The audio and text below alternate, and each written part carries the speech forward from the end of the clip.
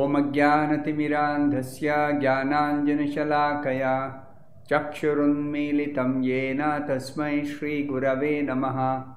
Nama Om Vishnupadaya Krishna Presthaya Bhutale Srimate Bhakti Vedanta Swamin Niti Namine. Namaste Saraswate Deve Gauravani Pracharine Nirvishesha Shunyavadi Paschatya Deshatarine. Jaya Shri Krishna Chaitanya Prabhu Nityananda Shri Advaita Gadadhara Srivasadi Gaura Bhakta Vrinda. Hare Krishna Krishna Krishna Hare Hare, Hare Rama Rama Rama Hare Hare. We are continuing the question answer session. So I have a question here. In the 18th chapter, in the 18th verse, 18th chapter, 18th verse. Let me just open this verse here. Yes, 18th chapter, 18th verse. It states three constituents of action. Three constituents of action. And 18th chapter, 14th verse states 5 factors of action. So what is the difference between factors and constituents of action? In this 18th chapter, Lord Krishna gives an analysis of action, a very technical analysis of action. This is to help us understand that we are not independent to do any activity. There are 5 different factors for successful accomplishment of every action that we perform. So among these 5 factors, the most important factor is called Daiva, or the super soul. So without the sanction of the super soul, no activity can be performed by anybody. Also, the result of the activity is given by the super soul, given by Paramatma. So therefore, it is explained here that among all the factors of action, that means what are all the different factors which lead to successful completion of any activity. Just like it is said, the place of action is one of the factors. If the place of action is not favorable, just like you are trying to light a lamp in a windy place, an oil lamp, small oil lamp with a small wick. In a windy place it will be difficult. You may not be able to light at all if it is very, very windy. Or you are trying to light a fire by using some wood, firewood. If the firewood is wet, so the conditions have to be favorable for successful accomplishment of action. Then, like that, it is explained, even though you may make everything favorable for completing some work, still the work is not successfully completed if the 5th factor is not taken into consideration. The 5th factor is the most important factor, is Super Soul or Paramatma or the Supreme Lord Krishna. What about the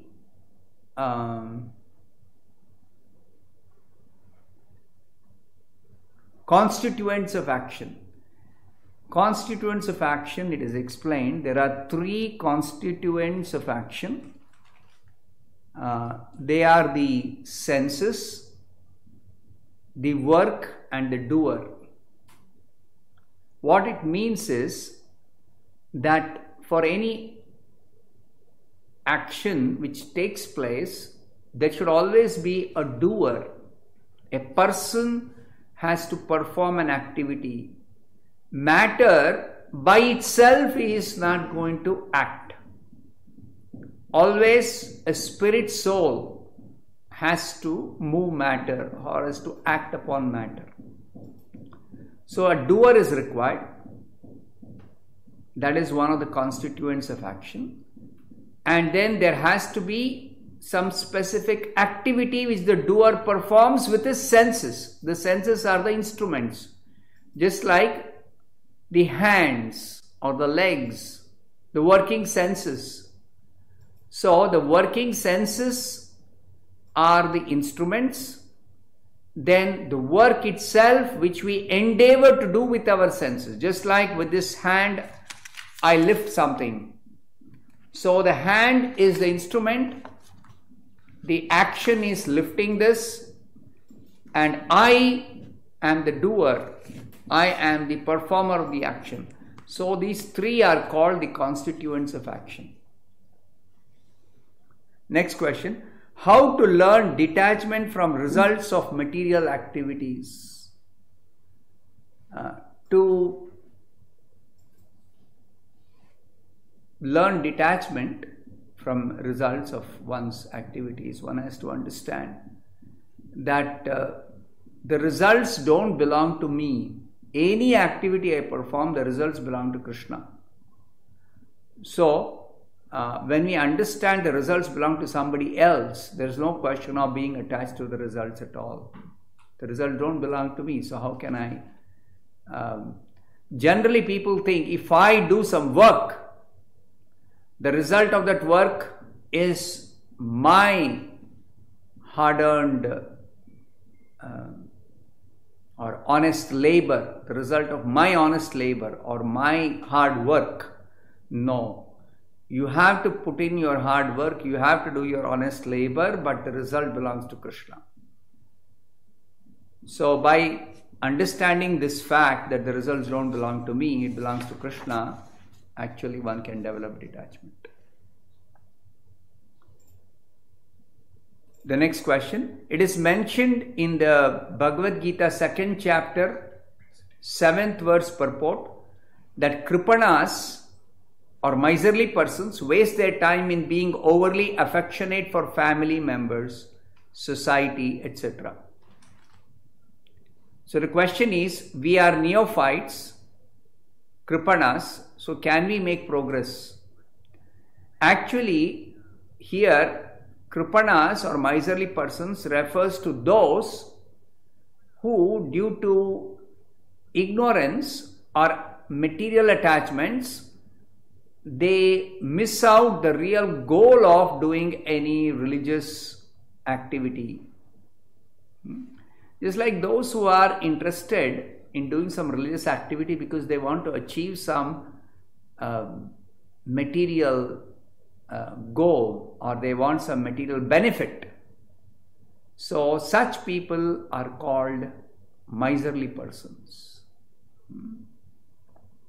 Because the real aim of this human form of life is to actually not become entangled in this material world, but to get out of this material entanglement. So somebody does not aim for ultimate liberation by performing any religious activity, by practicing spiritual life, then they are called miserly persons. They are not utilizing the gift of this human form of life for the real ultimate benefit. So as devotees, anybody who practices bhakti, naturally their ultimate goal will be to attain the shelter at the lotus feet of Krishna. So they are not Kripanas. Even if somebody is a neophyte devotee, a beginner devotee, still such a neophyte devotee also is not considered as Kripana. Next question. The Vedic wisdom encourages self-realization on the basis of non-existence of the material body. How should we understand non-existence of the body? So this non-existence of the body, it is in the second chapter 28th verse. If you see the second chapter 16th verse, there it is said that that which endures exists, and that which does not endure is non-existent. For example, this body does not endure. It is not going to last beyond a certain duration of life. The body is not going to last. So therefore this body is called actually non-existent. It's a philosophical understanding. That means even if the body is existing temporarily, it is existing temporarily. So something that exists temporarily is not considered to be actually existing. On the other hand, the soul eternally exists. The soul never stops to exist. So the soul is actually existent and the body is non-existent. So those who understand this teachings of the Vedas, which say that we are actually spirit soul, we are not the body, they understand that this material body actually is going to perish. So I should not simply work for the body only. People who are in ignorance about the real fact, spiritual truth, they simply work for the body whole life, and ultimately the body is finished. All that we have achieved in terms of the body, everything is finished at the time of death. So why we should work for this body only? We should work for the soul. We should try to get some benefit for the soul, not benefit for the body. Of course, for maintaining this body which is required for practicing spiritual life, that much maintenance of the body is to be done. We should not totally neglect the body. Neither we should be only concerned with the body. That is being said here. Next question. In 2nd chapter 29th verse it says, it requires a great deal of penance and sacrifice either in this life or the previous ones before one is able to accept Krishna as the Supreme Personality of Godhead. So why is it said like this? Now, to understand Krishna's actual position as the Supreme Personality of Godhead, the greater than the greatest, it is not possible except by those who are fortunate to understand this fact from a bona fide spiritual master, from a pure devotee of Krishna, from a self-realized soul. Only such people can actually get this understanding. Otherwise, for those who are not fortunate enough to come in contact with a pure devotee, such a person has to perform lot of tapasya to detach oneself from everything material. One has to practice detachment, vairagya. One has to cultivate a spiritual knowledge of the soul, and then one has to gradually progress to come to the point of who or what is the ultimate reality, absolute truth. It takes a very, very, very, very long time. But somebody is fortunate to come in contact with a pure devotee, immediately they come to know who is the absolute truth. Krishna is the absolute truth. Next question. Can parents who have lost their son forget the pain and concentrate in devotional service? Yes, it is possible. Devotional service is meant to help us overcome all kinds of difficulties or all kinds of sorrows, all kinds of dangers in this material world which we experience in the course of living a life in this body. So devotional service helps us as we practice devotional service, our heart will become cleansed of all material misconceptions. We always think in terms of body due to our ignorance about who we are or who any living being, any living person, who that living person is. Just like if I think, let's say I lost my grandfather passed away. Now I was very attached to my grandfather. So I'm thinking now, he was living, now he is dead and gone. So I am missing him. Yes, it is a fact that we will miss a person with whom we were living, with whom we had a nice relationship, maybe. But then we should understand the person is not the body. So,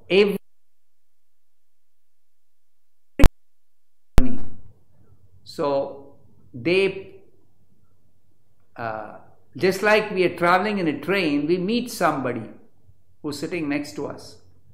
Now, we may travel some distance together. We may even develop some friendship or some relationship. But after we get down from the train, we have to go our way, they have to go their way, because train was only meant for the journey. Similarly, this life in this material world is actually a journey. Our destination is a spiritual world. In the spiritual world, Krishna is the central person, the central point, and everyone is related to Krishna. So in that sense, in the spiritual world, we don't miss anybody. But in the material world, we just come across some people in a family or in a society, in a community, in a nation. We come in touch with somebody, we develop a relationship, we may have a nice time together, but then it's not going to last. This relationship is going to be broken. So that is the reality. This reality can be understood, and we can actually pacify our mind by devotional service. It's possible. Next question. All Pandavas are great devotees of Krishna, but still they don't go to Goloka. Why? Because Pandavas are devotees who are eternal associates of Krishna in this material world. Krishna is performing his Leela in the material world in different universes. Just like Krishna was in our universe about 5,000 years back. Now he is in some other universe. So he finishes in one universe and goes to another universe, another universe, another universe. There are millions of universes. So Krishna's Leela is going on somewhere all the time. So Pandavas are accompanying Krishna always. They're constant associates or companions of Krishna in his Leela in the material world. So they are with Krishna, always with Krishna. So if one is with Krishna, whether in Goloka Vrindavana or in this material world, doesn't matter. Wherever Krishna is, that is his abode. So there is no difference between Krishna and Krishna's abode. Next question. How to respond to questions like, how to ascertain that Prabhupada has not made any changes in Bhagavad Gita as it is. Now Prabhupada has given the title Bhagavad Gita as it is. That means he is not making any changes in the knowledge he has received from the parampara, from his guru, who has received from his guru, like that. Now how do we know that Prabhupada has not made any changes? That is why we have to understand that a bona fide spiritual master, a pure devotee spiritual master, is actually completely self-realized, and whatever he speaks or whatever he explains or whatever he teaches us is completely in agreement with what the scriptures are teaching, is completely in agreement with what the previous acharyas before him have taught, is completely in agreement with what Krishna is speaking in the Bhagavad Gita.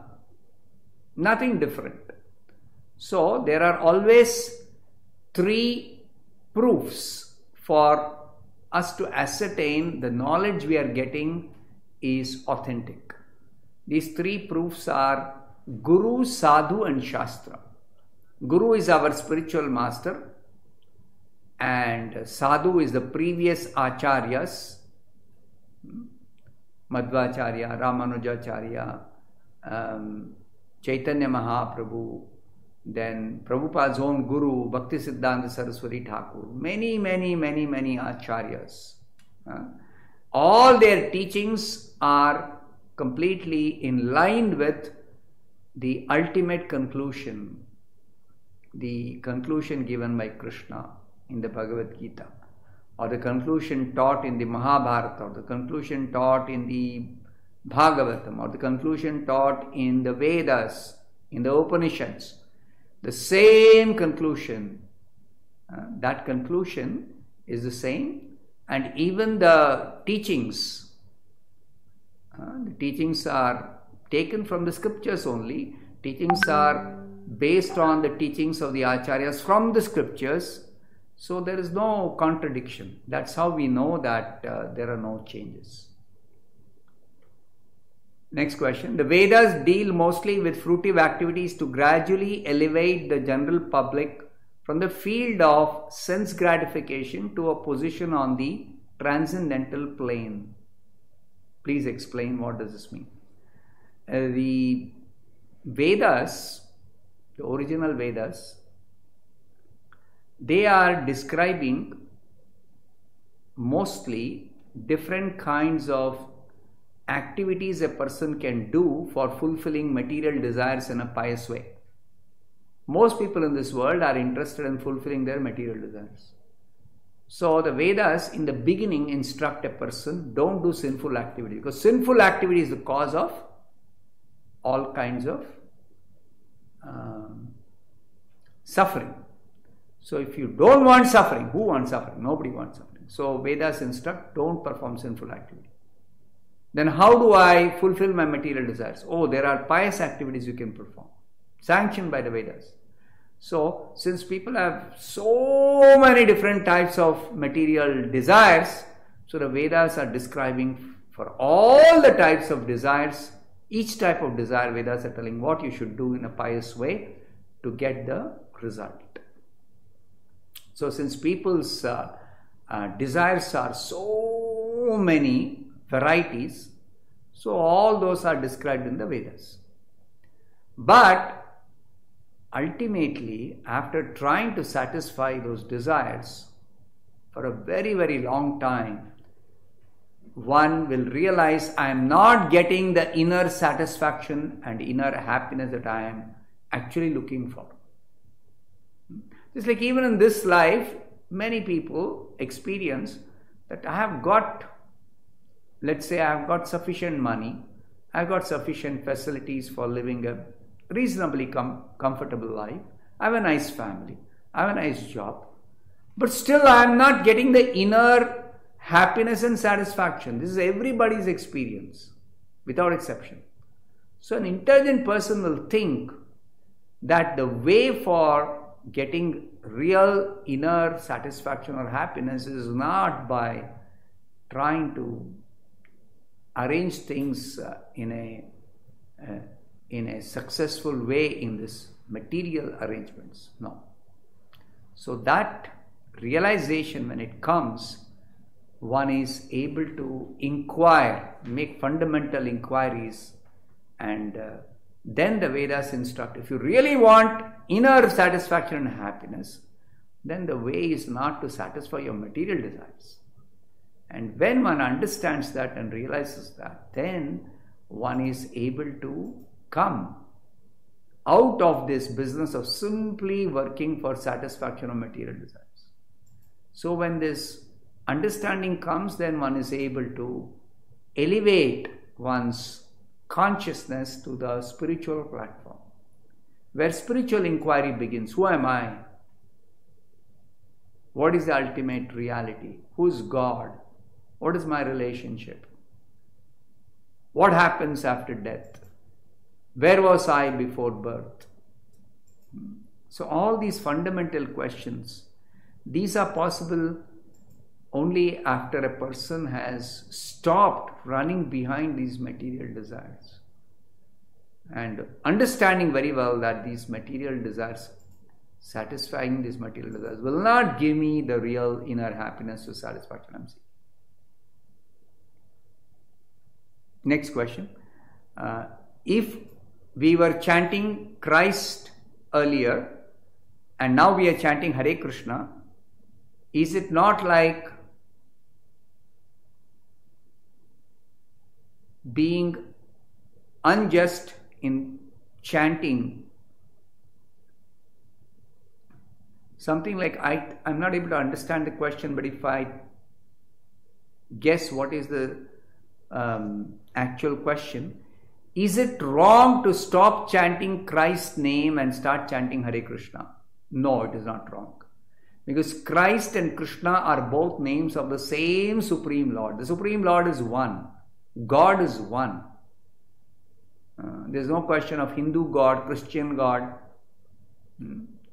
Neither the name of God is different, though there are different. Like Krishna himself has many names. Rama is also name of the Supreme Lord. Narsimha is also name of the Supreme Lord. So God has many names, but the most recommended name for chanting this, chanting the Lord's holy name, is this Hare Krishna mantra. Therefore, chanting Hare Krishna does not mean that there will be any mistake because of stopping chanting the other names of God. No. Next question. In 10th chapter, 20th verse, Krishna says, Aham Atma Gudakesha. Srila Prabhupada is translating, I am the self seated within the heart. The direct translation looks like Krishna is the Atma. So where is the difference between Atma of Jiva and Atma of Krishna? How can we understand this? Actually, Krishna says in that very verse, Aham Atma Gudakesha Sarva Bhutashaya Sthitaha. Krishna is the soul who is seated in the heart, but he is seated in everyone's heart.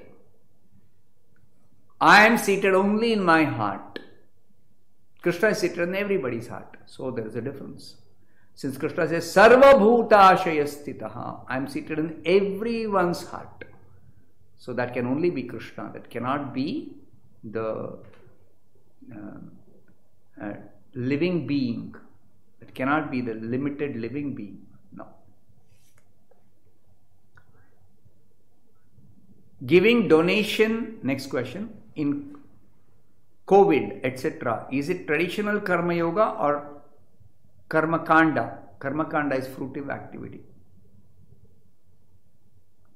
So, giving donation for a good cause in itself is not going to decide whether it is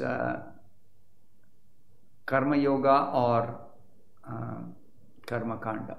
Karma Kanda means if I do any pious activity for some material benefit, that is called Karma Kanda.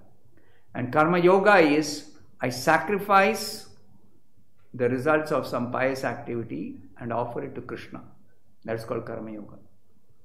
So difference between Karma Yoga and Karma Kanda is Karma Yoga results in spiritual progress. Karma Kanda, there is no spiritual progress. So giving donation to COVID, what is the goal of giving such donation? That is important. What happens after a person donates? What does a person expect?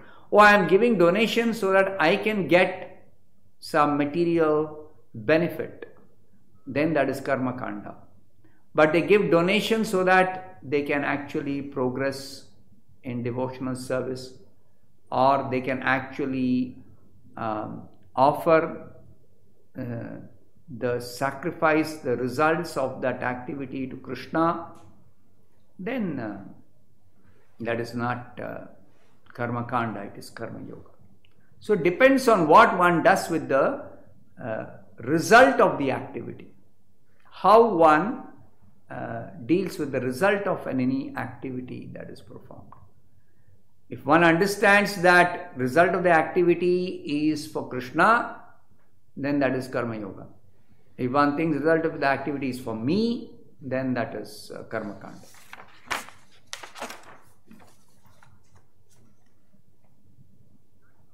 One more question here. Impersonalists merge their soul into impersonal Brahman. What happens to the soul after merging into Brahman? Impersonalists are those who consider the supreme absolute truth to be impersonal Brahman, formless Brahman, Nirakar Brahman. So they desire to merge themselves into that impersonal Brahman, but they cannot merge. The soul can neither be cut to pieces nor be joined. This is explained in the second chapter of the Bhagavad Gita. Soul is not like some material object, no. So the soul cannot merge, cannot be separated, cannot be broken, cannot be cut to pieces. No, it's not possible. So they desire to merge into Brahman. Krishna accommodates them in the spiritual sky, but they cannot remain there simply by thinking that they have become one with the Supreme. No. They will have to progress further and understand the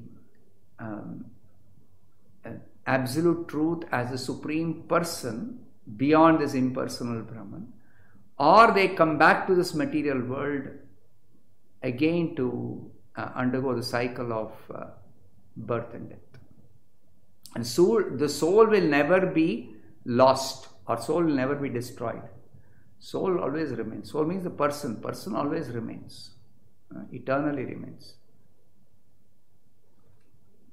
Next question. Even though we hear Bhagavad Gita regularly, when it comes to practical application, we fail most of the time. How do we successfully apply this knowledge of Bhagavad Gita? To practically apply the knowledge of Bhagavad Gita, we have to follow the instructions given by the Acharya. Prabhupada is translating this Bhagavad Gita to give us practical instruction. Just like Krishna says, perform yajna. Now Prabhupada says, how do we perform yajna? Sankirtan yajna. How do you do Sankirtan yajna? You chant Hare Krishna. So if you're chanting Hare Krishna, you're practically following the instructions of Bhagavad Gita. Krishna says, whatever you eat, you offer to me and then only eat. So Prabhupada teaches us how to do that offering to Krishna. So like that, you follow the instructions of Prabhupada given in the Bhagavad Gita in his translation and purport. That way you'll be able to practically apply. It is said in Bhagavad Gita, we have to control the senses by mind, control the mind by intelligence, control the intelligence by soul. Can you explain how to do this? Intelligence is the starting point for our setting right this whole hierarchy of the different parts of this whole system, mind-body system. So when intelligence is directed by scriptures or by the spiritual master, we follow the instructions of the scriptures or we follow instructions of the spiritual master, and in that way our intelligence is directed, then the intelligence will work properly for directing the mind in devotional service. then the mind will direct the senses properly in devotional service. Senses will perform devotional service to Krishna. Everything will be all right. But if the intelligence is not directed by the scriptures or by the spiritual master, then simply everything is spoiled. The intelligence will simply act for some sense pleasure, for some material benefit, and everything is topsy-turvy. Next question. It is said in Bhagavad Gita that one who is surrendered to Mukunda is not obligated to forefathers or demigods. Does that mean we need not perform Shraddha for the departed person in our family? If you are doing devotional service as instructed by Prabhupada, then you don't have to do Shraddha for your forefathers.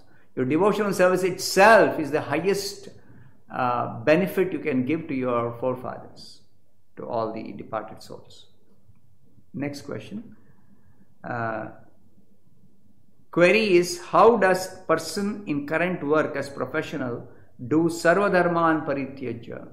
Krishna instructs, abandon all varieties of religious practice and simply surrender to me, Krishna says.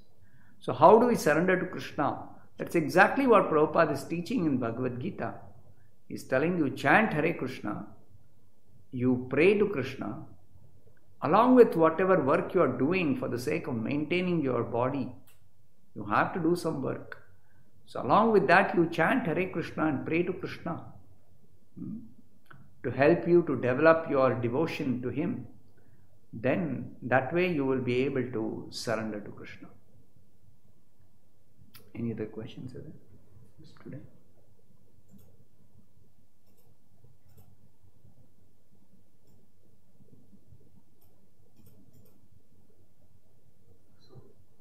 Okay.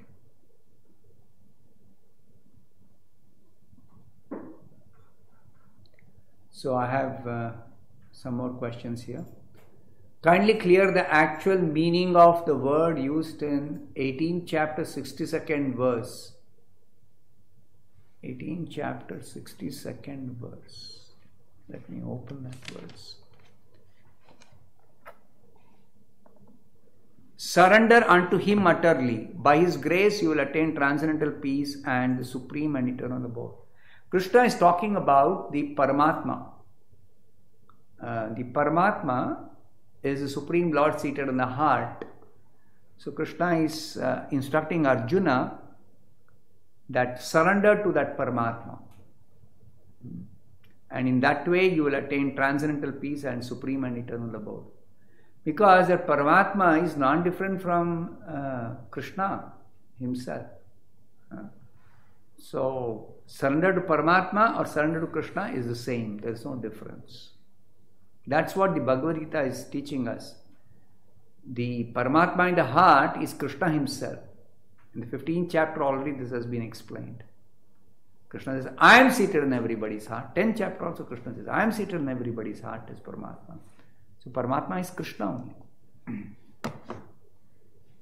Next question.